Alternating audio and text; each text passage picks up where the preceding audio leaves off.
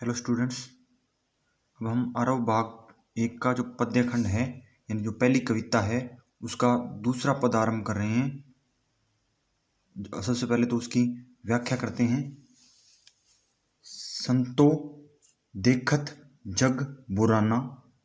इसमें कबीरदास, इस पद्यांश में कबीरदास जी ने जो धर्म के नाम पर जो दिखावा किया जा रहा है और जो जातिगत भेदभाव और अंधविश्वास समाज में फैलाया जा रहा है उसका उन्होंने खंडन किया है। और इसके अतिरिक्त उन्होंने क्या है, जो ढोंगी गुरुओं एवं जो साधु है उन पर करारा व्यंग्य किया गया है। और उन पर ढोंगी साधुओं और गुरुओं पर करारा व्यंग्य करते हुए कबीरदास जी क्या कहते हैं, संतो देखत जग बुराना। इसमें कबीरदास जी संसार के बारे में वर्णन करते हुए कहते हैं भी हे संतों, देखत देखो जग जग संसार संसार बुराना। बुराना का अर्थ है पगला जाना। कबीरदास जी कहते हैं भी इस संशय संतो, यह संसार तो मानो पगला गया है। साच कहो तो मारन धावे। साच का अर्थ है सच्ची। सच्ची बात कहें तो मारन धावे। धावे का अर्थ है दौड़ना। झूठ कहे झूठे जग पतियाना। जग का अर्थ संसार, पतियाना का अर्थ है विश्वास। अभी संसार के बारे में वर्णन करते हुए कबीरदास जी कह रहे हैं भी ये संसार पगला गया है। यदि हम सच कहते हैं तो मारन धावे, तो ये लोग क्या हैं, हमें मारने दौड़ते हैं। झूठे जग पतियाना, लेकिन इस संसार के लोग क्या हैं, जो झूठी बातें हैं उन पर विश्वास कर लेते हैं। आगे वो क्या कहते हैं, नेमी देखा धर्मी देखा प्रत्यय करे स्नाना। आत्म मारी पखान ही पूजे उनमें कछु नहीं ज्ञाना। नेमी होती है नियमों का पालन करने वाला। नियमों का पालन करने वाला। धर्मी देखा धर्म को मानने वाला। प्रत्यय का अर्थ है सुबह। स्नाना स्नान करने वाले।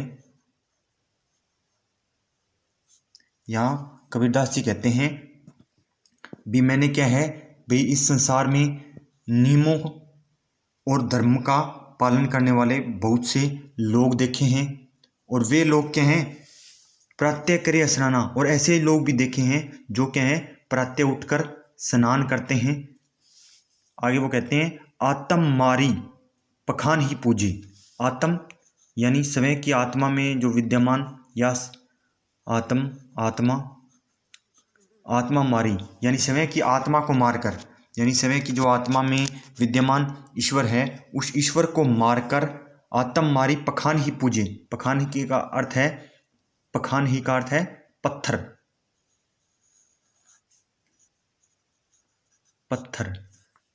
पूजते हैं उनमें कुछ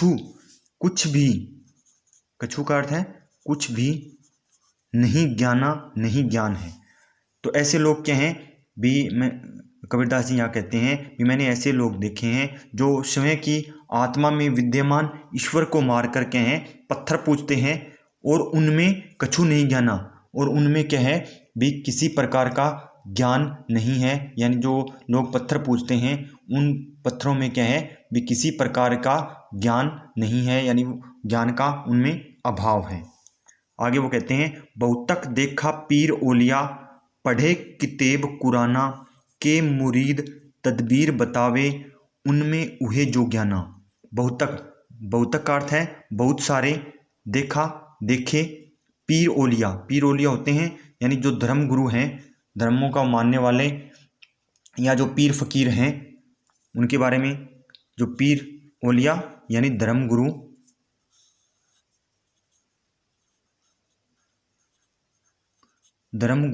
पढ़े किताब कुराना। किताब का अर्थ है किताब और कुराना का अर्थ है कुरान किताब।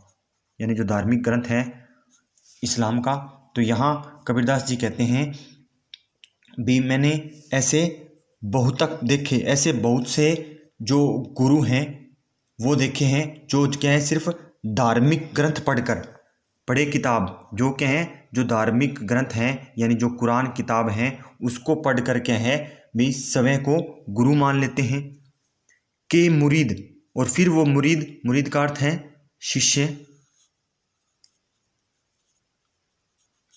के मुरीद तदबीर बतावे उनमें उहे जो ज्ञाना। तदबीर का अर्थ है उपाय, तदबीर का अर्थ है उपाय, बतावे बताते हैं, उनमें उहे जो ज्ञानमा, उनमें उस प्रकार का, उहे उस प्रकार का, उस प्रकार का ज्ञान है। तो इस प्रकार ऐसे गुरु क्या हैं भी जो अपने ऐसे गुरु अपने शिष्यों को क्या है तरह तरह के उपाय बताते हैं, उनमें उहे जो ज्ञाना, लेकिन उनमें इस प्रकार का ज्ञान नहीं होता, लेकिन फिर भी वो क्या है जो इस प्रकार का जो ज्ञान है वो दूसरों को देते हैं, यानी अलग अलग उपाय बताते हैं अपने शिष्यों को और वो उनको ज्ञान देते हैं। आगे वो क्या कहते हैं, आसन मारी डिंब धरी बैठे मन में बहुत गुमाना। आसन होता है समाधि,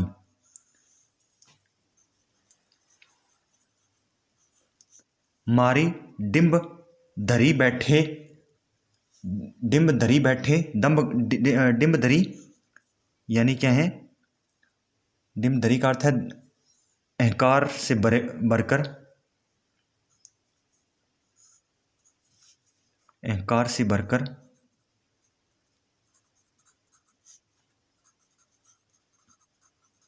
मन में बहुत गुमाना घमंड। तो इस प्रकार के जो गुरु हैं वो क्या है आसन मारी डिंब धरी बैठे, इस प्रकार के जो गुरु हैं वो क्या है भी आसन लगाकर बैठ जाते हैं या साधक की मुद्रा में बैठ जाते हैं, और उनके मन में क्या है, मन में बहुत गुमाना, और उनके मन में बहुत ही क्या है घमंड होता है, या बहुत उनके मन में अहंकार होता है। पिपर पाथर पूजन लगे तीर्थ गर्व बुलाना। और ऐसे जो गुरु हैं वो क्या है पिपर पाथर में यहाँ क्या है भी एक पै शब्द की आवृत्ति 2 बार हो रही है, तो यहाँ अनुप्रास अलंकार है। तीर्थ गर्व बुलाना, पिपर पाथर पूजन लागे तीर्थ गर्व बुलाना। ऐसे लोग क्या हैं भी फिर जो पिपर यानी पीपल का वृक्ष, पीपल का वृक्ष, पत्थर पूजते हैं, पूजने लग जाते हैं। तीर्थ गर्व, और तीर्थ का अर्थ है तीर्थ यात्रा, गर्व घमंड। तो इस प्रकार के लोग कवि क्या कहते हैं भी ये लोग क्या हैं पीपल के वृक्षों की और क्या है पत्थरों की पूजा करने लग जाते हैं, और तीर्थ का पालन क्या है, तीर्थ का पालन करते हैं घमंड में, ये तीर्थ का पालन करते हुए घमंड में सब कुछ भूल जाते हैं। आगे वो क्या कहते हैं, टोपी पहिरे माला पहिरे छाप तिलक अनुमाना। आगे वो उनकी वेशभूषा का चित्रण करते हैं भी इस प्रकार के गुरु हैं वो क्या हैं टोपी पहनते हैं यानी सिर पर टोपी पहनते हैं, माला पहिरे और गले में क्या है माला पहनते हैं, छाप तिलक अनुमाना यानी मस्तक यानी माथे पर क्या है अनेक प्रकार के तिलक लगाना।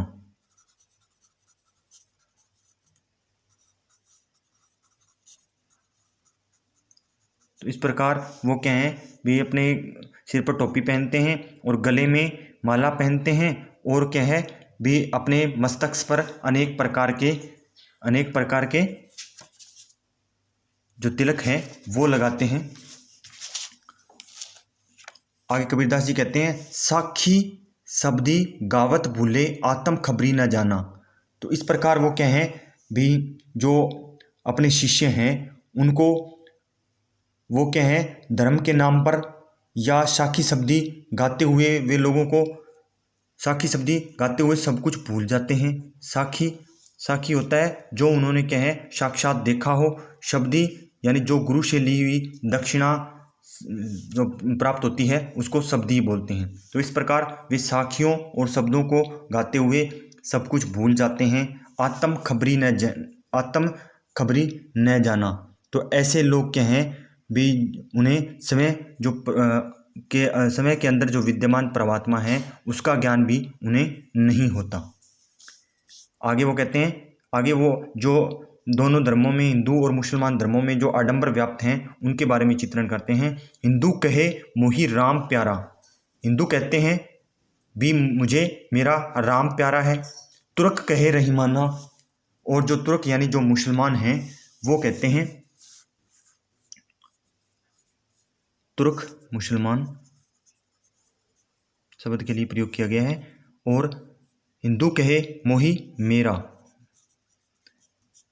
तो उन दोनों के बारे में वर्णन, दोनों धर्मों के बारे में वर्णन करते हुए क्या कहते हैं भी हिंदू कहता है भी मुझे मेरा राम प्यारा है, और जो मुसलमान है वो कहता है भी मुझे रहीम प्यारा है। आपस में दो लरी लरी मुए, लरी लरी यानी दोनों का लड़ना लड़ना, एक समान शब्द हैं दोनों के और एक समान दोनों के अर्थ हैं। तो यहाँ पर क्या है पुनरुक्ति प्रकाश अलंकार है। लरी लरी मुए, आपस में दोनों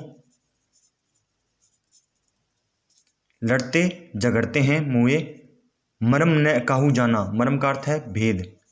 इस प्रकार के हैं भी दोनों धर्मों के लोग आपस में लड़ते झगड़ते हैं, मरम न काहू जाना, लेकिन जो वास्तविक बात है वो क्या है कोई नहीं समझ पाता। आगे वो फिर वर्णन करते हुए, ढोंगी गुरु हैं उनका वर्णन करते हुए क्या कहते हैं, घर घर मंत्र देत फिरत हैं महिमा के अभिमाना। इस प्रकार ऐसे जो ढोंगी गुरु हैं वो क्या है भी जो घर घर मंत्र देते हुए घूम रहे हैं, यानी जो वास्तविक सच्चाई है उसका ज्ञान न देकर जो गुरु मंत्र हैं वो बांटते रहते हैं। महिमा के अभिमाना, और इस प्रकार की महिमा में उलझकर वो क्या है समय घमंड से भर जाते हैं। आगे कहते हैं गुरु के सहित शिष्य सब बूढ़े अंत काल पछताना। तो इस प्रकार गुरु के सहित शिष्य यानी शिष्य बूढ़े डूब जाते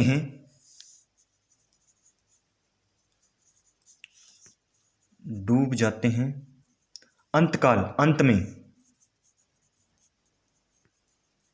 तो इस प्रकार के जो शिष्य होते हैं वो क्या है, इस प्रकार के जो गुरु होते हैं वो अपने शिष्यों समेत क्या है भी अंत में बूढ़े डूब जाते हैं और अंतकाल पछताना, और बाद में अंत में पछताते हैं या अंत में पछताना यानी पश्चाताप करते हैं।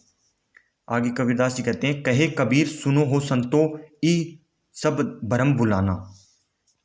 इसलिए कबीरदास जी कहते हैं कि हे संतो सुनो, ये सब क्या हैं, हे संतो सुनो ई सब भरम बुलाना, भी आप क्या हैं भी जो भरम में क्या है ईश्वर को भूले हुए हैं। सब भरम बुलाना यानी हमने भरम में क्या है सब कुछ भुला दिया है। इसमें जो कबीरदास जी हैं वो संतों को संबोधित करते हुए कह रहे हैं। आगे वो कहते हैं केतिक कहा नहीं माने, केतिक यानी कितनी बार कहो कहा नहीं माने। अंत में जो कबीरदास जी हैं वो कहते हैं भी मैंने कितनी ही बार समझाया किंतु नहीं माने, लेकिन उन्होंने क्या है भी एक भी बात मेरी नहीं मानी। सहज समाना, सहजे यानी आसान भाव से या सहज भाव से मैंने इन्हें समझाया भी जो ईश्वर की साधना है वो क्या है भी सहज साधना करने से आराम से प्राप्त हो सकती है। इसलिए हमें क्या है भी जो प्रभु की भक्ति है वो सहज भाव से करनी चाहिए। तो ये था पद्यांश की व्याख्या, जो दूसरा पद है उसकी।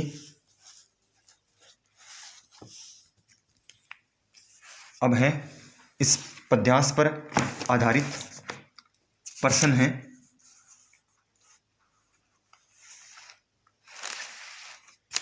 इस पद्यांश पर आधारित प्रश्न है जो कि 4 प्रश्न आते हैं इस पद्यांश पर आधारित। प्रत्येक प्रश्न 2 नंबर का होता है। तो पहला प्रश्न है कवि एवं कविता का नाम।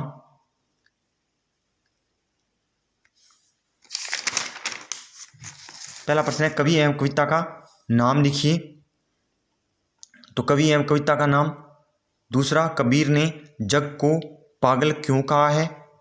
तीसरा प्रश्न है कबीर के अनुसार किन लोगों को ज्ञान नहीं हो सकता। कबीर ने कैसे गुरु पर करारू चोट की है। तो 4 तो प्रश्न है इस पद्यांश पर आधारित, और 2 प्रश्न है भाव सौंदर्य और एक काव्य सौंदर्य पर आधारित। तो ये 6 प्रश्न आपको आपका होमवर्क यही रहेगा भी आपको ये 6 प्रश्न रफ बुक में, रफ जो बुक है, रफ जो कॉपी है उसमें आपको नोट करने हैं। इस पद्यांश को पढ़कर अच्छी तरह इसकी व्याख्या को, इन प्रश्नों के उत्तर आपको उसी व्याख्या के अंदर ही मिलेंगे। ओके।